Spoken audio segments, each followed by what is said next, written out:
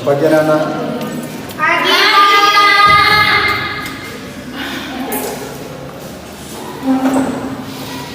Apa kabar semuanya ini? Baik, Pak. Tidak baik, Pak. Sehat, Pak. Ini anak-anak mukanya pada cerah-cerah semua ya. Iya. Baru selesai makan di kantin, Pak. Ini mantap ini. Sebelum kita mulai pelajaran, sebenarnya Bapak mau tanya kabar dulu ya. Tanya kabar. Apa kabar semuanya ini? Sekali lagi. Alhamdulillah. Luar biasa. Pelajaran, saya minta anak-anak satu memimpin kita untuk berdoa.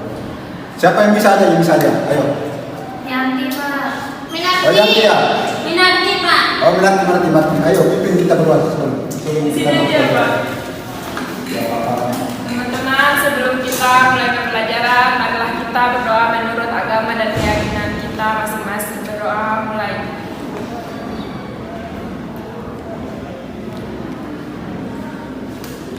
Amin. Berdoa selesai.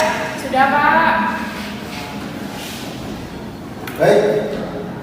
Karena pelajaran kita kali ini yaitu tentang cerpen ya. Iya, Pak. Siapa yang di sini yang suka membaca cerpen?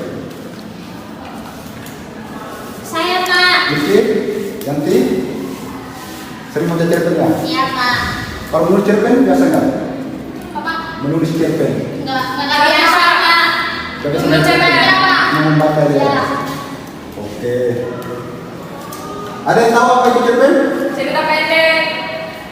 Cerita pendek, yaitu itu Ya, singkatannya. Kalau definisinya, Cerita yang pendek. Menulis cerita yang pendek, Pak.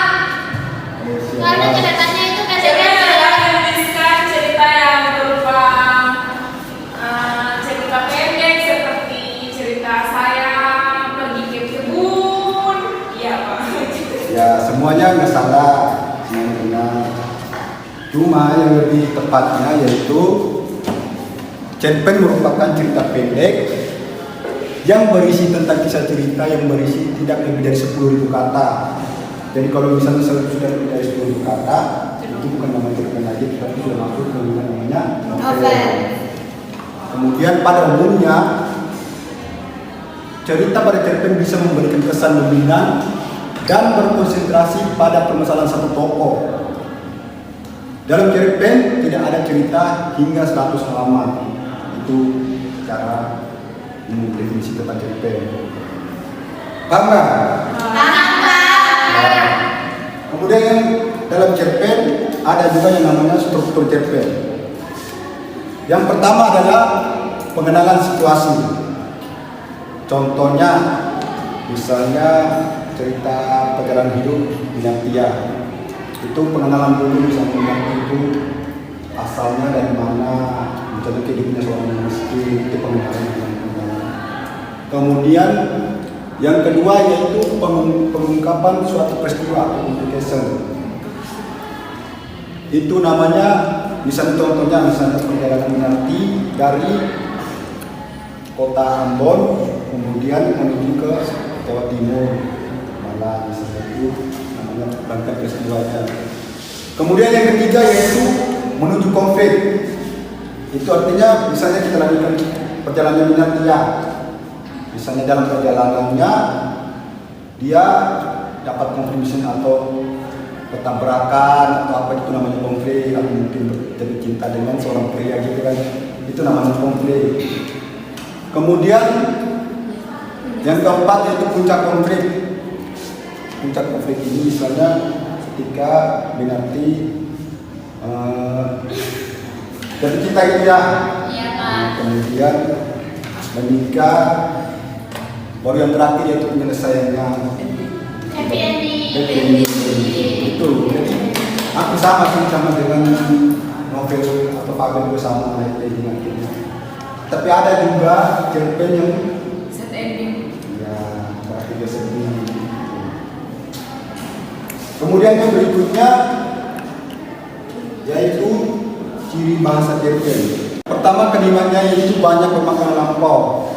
Artinya kalimat yang menjelaskan tentang masa-masa lampau. Kemudian yang keduanya yaitu banyak menggunakan kata penghubung yang menyatakan urutan waktu. Misalnya jarak dari kayak kata penghubung Surabaya Malang ke musiknya sering-sering jadi Jam. artinya karena perbedaan novel dengan cerpen itu, kalau di cerpen kan bahasanya lebih informal, kalau di cerpen kan kayak di novel kan lebih formal bahasa bakunya itu. Kemudian yang ketiga yaitu banyak menggunakan kata kerja yang menggambarkan suatu peristiwa yang terjadi. Kemudian yang keempat, menunjukkan kalimat tak langsung untuk menceritakan perkataan seorang tokoh oleh pengarang.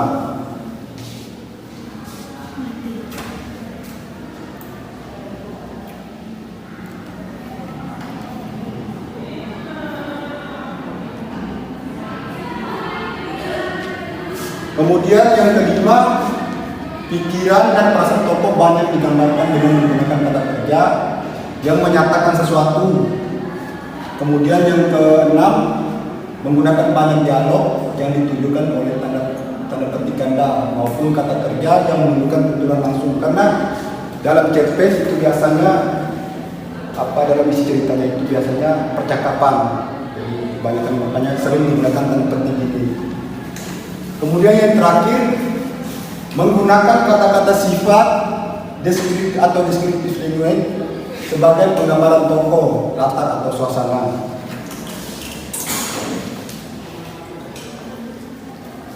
Sebelum saya berakhir, sebenarnya dalam cerpen itu ada namanya tema, tokoh, watak, latar. Ya, itu ada sebenarnya. Cuma ada sebenarnya kemarin itu sudah belajar. Di Fabel juga ada kan? Iya, Pak. Jadi saya rasa anak-anak sudah paham semua ini. Paham, Pak. Sekarang Bapak mau membaca satu cerita pendek ya. Sampai Bapak mau membaca. Oke, Pak. Kamu tanya jawab sebentar.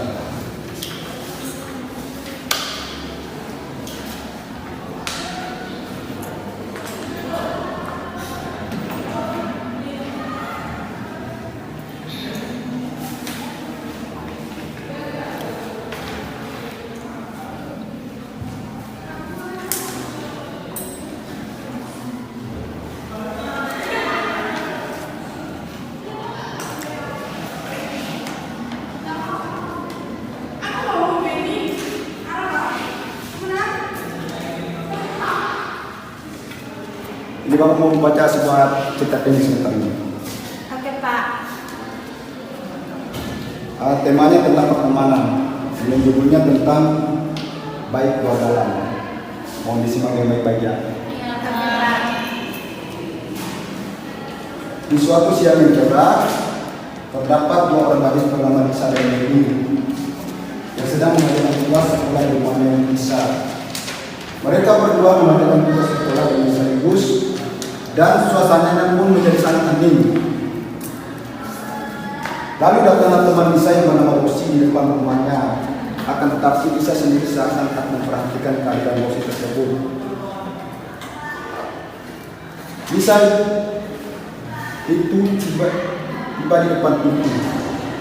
Ada Rosi yang sudah menunggu kamu. Buruan temui dia, kasihan. Sudah dari tadi Rosi menunggu kita.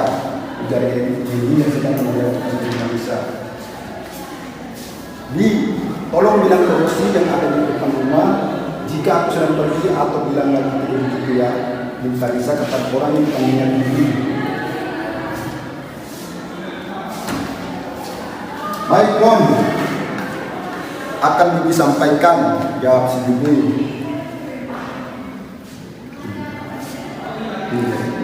Lisa, kenapa kamu mesti pada Rosi? Padahal kan Rosi pastinya sudah datang jauh-jauh untuk datang ke sini. Rosi itu sangat berbeda dengan kamu, ya. Meskipun kamu itu judes dan sering ceplas-ceplos. Kalau sedang ngobrol sama kamu, tetapi setidaknya kamu memiliki hati yang tulus ya. Menurutku, kamu bukan tipe sahabat yang baik di luarnya saja, tetapi dalamnya busuk.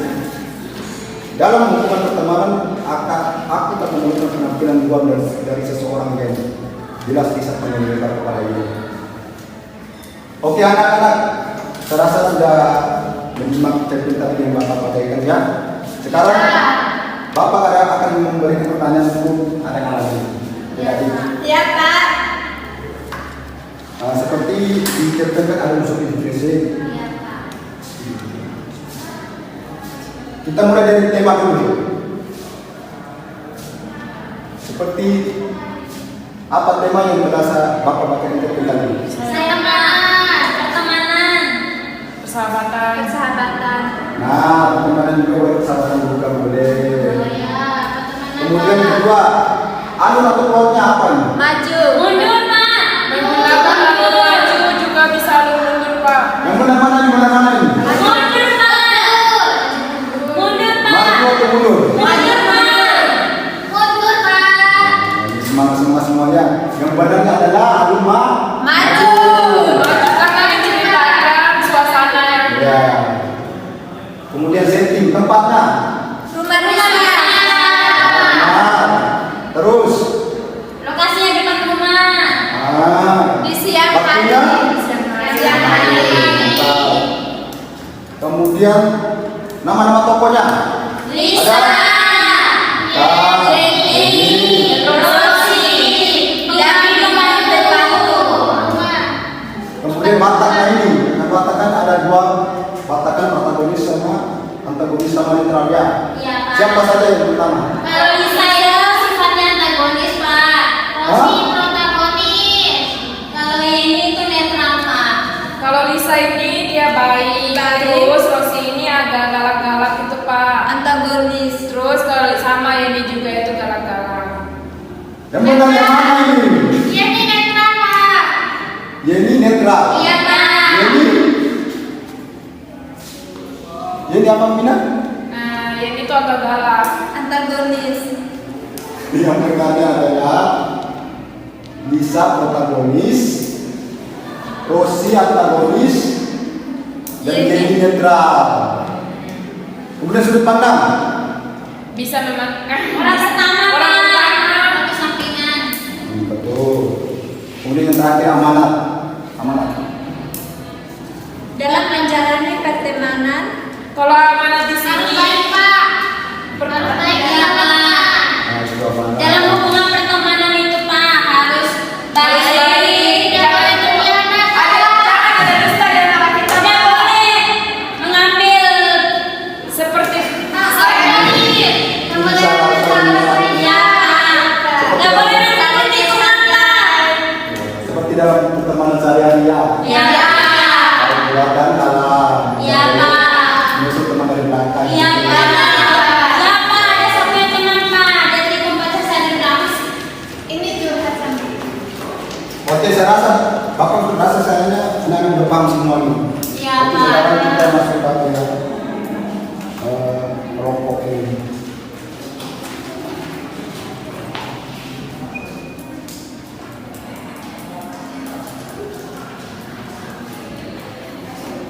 Sekarang tugas kita adalah mendiskusikan jadikan satu lagi. Jadi saya Bapak harap untuk membantu dua kelompok ya. Ya, Pak. Dua kelompok. Ya. Ya, dua kelompok. Oke, Pak. Jadi kita diskusikan tugas cerpen yaitu dengan cara head to head. Ada yang tahu head to head nggak? Menyimak, Pak. Head to head itu Oh, tulis. apa? Nggak tahu, Pak. Nanti Bapak berikan nomor, kemudian nanti ditempelkan ke sini. Dahi. Kemudian secara ada Bapak memberikan nomor untuk mempresentasikan hasil diskusinya yang depan. Oh, ya, Pak. Ayo bagi-bagi nomornya dulu.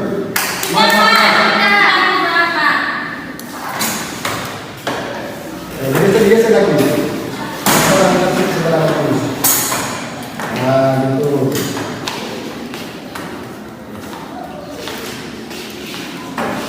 Sebelum kita menyimak event, Bapak bagikan soal untuk diskusikan.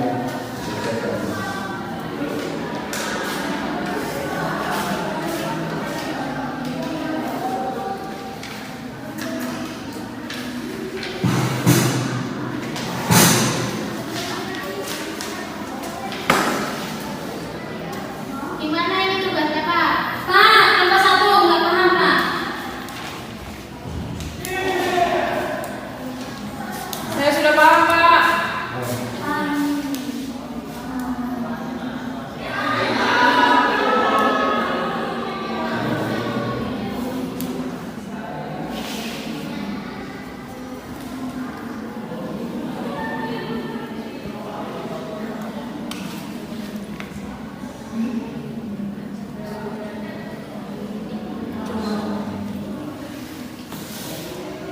Oke. Sekarang anak-anak sudah mendengar, sudah mendapat soal yang Bapak berikan. Selanjutnya yaitu mohon fokus untuk mendengarkan apa cerpen yang akan Bapak putarkan ya. Siapa? Siapa?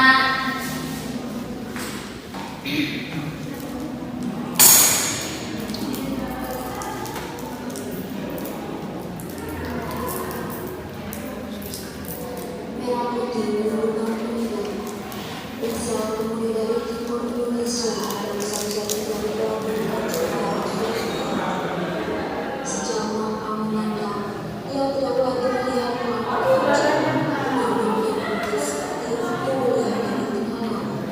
semuanya terhalang oleh gedung-gedung, gudang dan pegunungan. Suaranya agak kecil, Pak. Suaranya. Indonesia, di manakah dirimu? Selesai mengagumi dia melanjutkan perjalanannya ke Hatta. Dengar nggak? Kecil, Pak. Mulai dari awal aja, Pak. Soalnya Oh, tadi sudah kecil. Dia terlena dalam perjalanan panjang seolah terbayar sejarah. Anak-anak mohon simak cerpen yang Bapak putarkan dengan baik-baik ya. Mari kita simak bersama-sama. Merah putih merindukan pengibarnya. Rizal, pemuda dari timur Indonesia, baru saja tiba di pelabuhan Tanjung Perak, Surabaya. Sejauh mata memandang, ia tidak lagi melihat pohon-pohon hijau, gunung dan bukit seperti waktu dilihat dari tengah laut. Semuanya terhalang oleh gedung-gedung, gudang, dan pegunungan. Dihempaskan kedua kakinya di dermaga seraya berteriak, Indonesia, di manakah dirimu? Selesai mengagumi kemegahan kota Surabaya, dia melanjutkan perjalanannya di halte, menunggu bus dengan tujuan Surabaya ke Malang. Sambil menunggu, ia bakas batang rokok, dihisapnya dalam-dalam lalu dihembuskannya serentak. Ia terlena dalam lamunan. Perjalanan panjang seolah terbayar dengan rebahan kecil di bangku halte. Kini imajinasi menjadi penghibur hatinya. Ternyata Indonesia bukan hanya hutan, tapi gedung-gedung. Indonesia bukan hanya tambang batu bara, tapi gudang-gudang tua yang tak berguna. Indonesia bukan hanya pohon-pohon tinggi, tapi tiang listrik sepanjang jalan.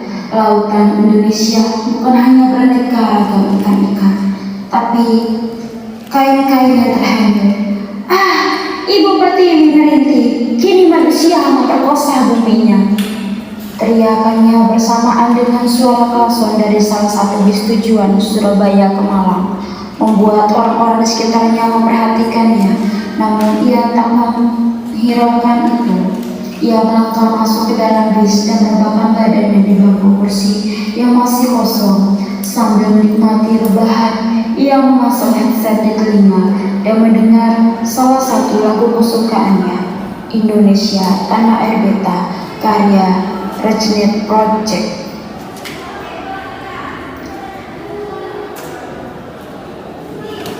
Oke, serasa anak-anak sudah fokus untuk mendengarkan cerpen yang Bapak putarkan. Sekarang Bapak akan membagikan nomor secara acak sesuai dengan kelompoknya. Nah, ini siapa yang mau kelompok yang mana nih?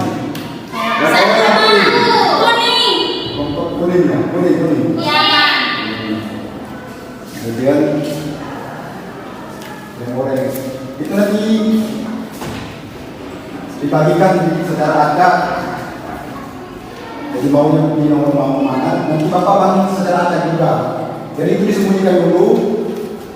Kemudian bagikan nanti Bapak bagi secara acaknya untuk mempresentasikan hasil diskusinya.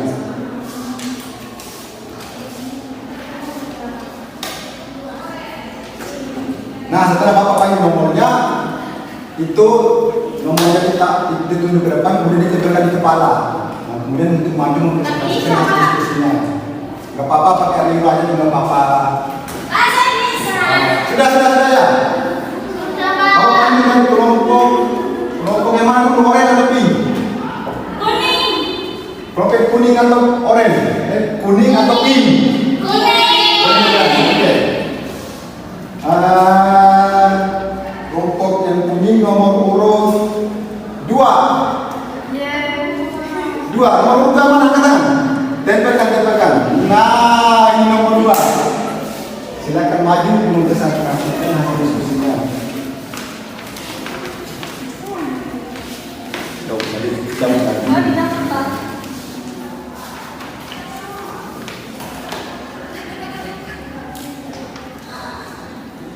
Assalamualaikum warahmatullahi wabarakatuh.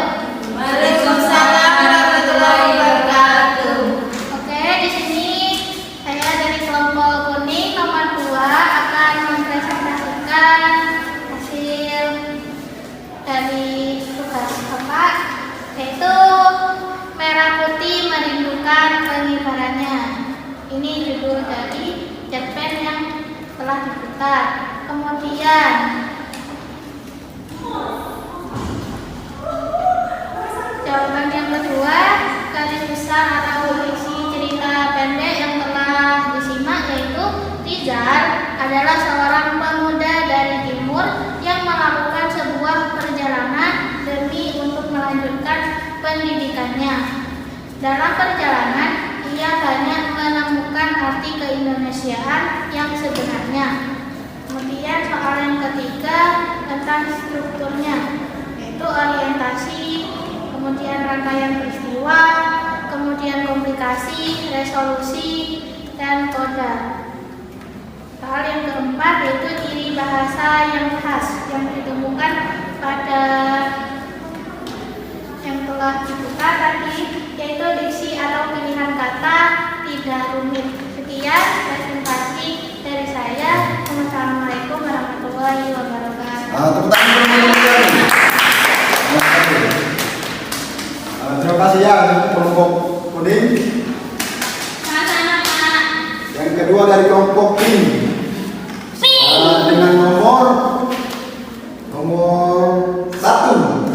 Siapa yang nomor 1? Saya Pak. Tunjuk ke depan. Nomor 1 mana? Siapa yang nomor 1? Ayo. Ayo Pak, kita akan tampilkan diskusinya.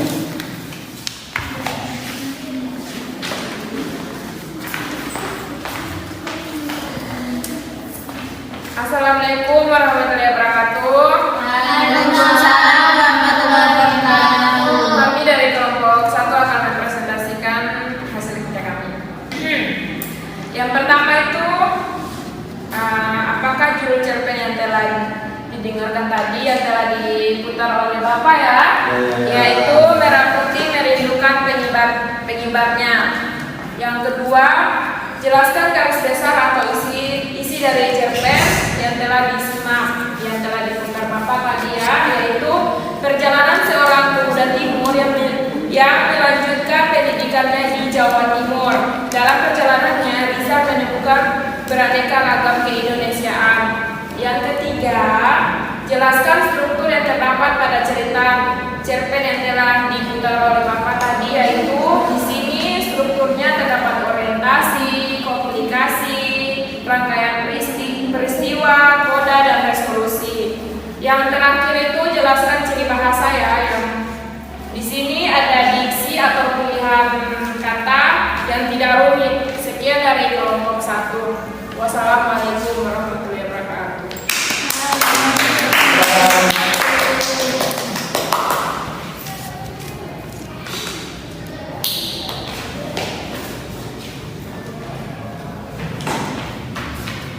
Oke anak-anak, saya rasa sudah cukupnya pelajaran kita hari ini. Ya.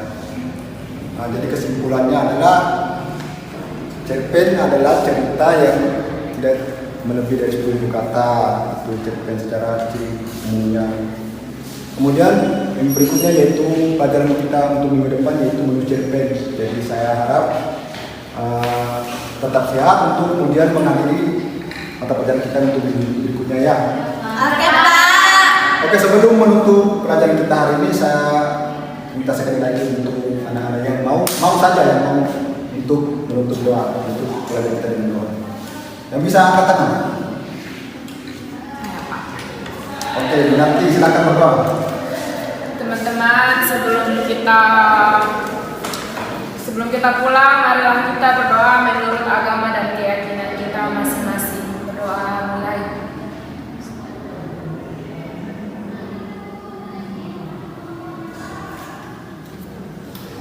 Berdoa selesai. Oke, terima kasih ya anak-anak. Tetap semangat, tetap jaga kesehatan ya. Sampai di sini dulu pertemuan kita. Assalamualaikum warahmatullahi wabarakatuh. Waalaikumsalam warahmatullahi wabarakatuh. Hati-hati, Pak. Mari.